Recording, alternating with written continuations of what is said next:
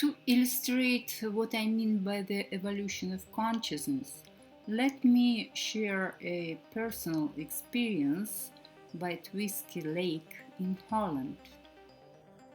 In this large community was naturally organized a company of a few people around a mom in need for care, an invalid.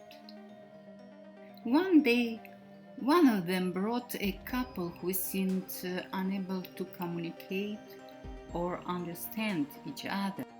It didn't take long before they began to argue, creating an unpleasant atmosphere.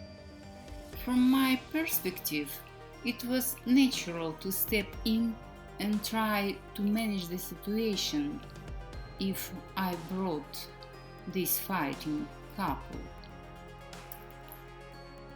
I approached the man who invited them and said that he needs to do something about it, especially in the situation that disabled man came to relax and he cannot easily to replace himself. However, his response struck me deeply.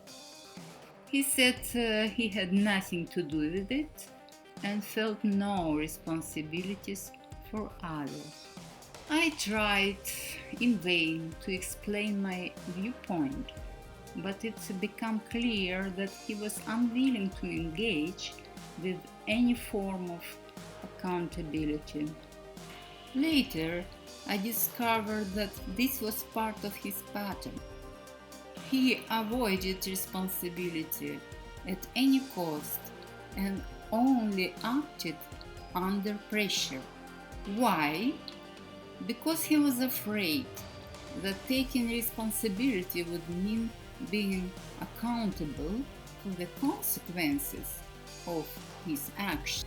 His response, though disappointing, was in many ways a reflection of immaturity.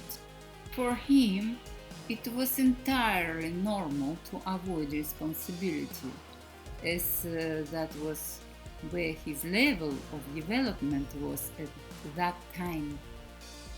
I had not yet embodied in my vision the concept of evolution in consciousness back then, and I took it personally. However, I could sense the significant gap between us, not just at that moment, but in our general worldviews.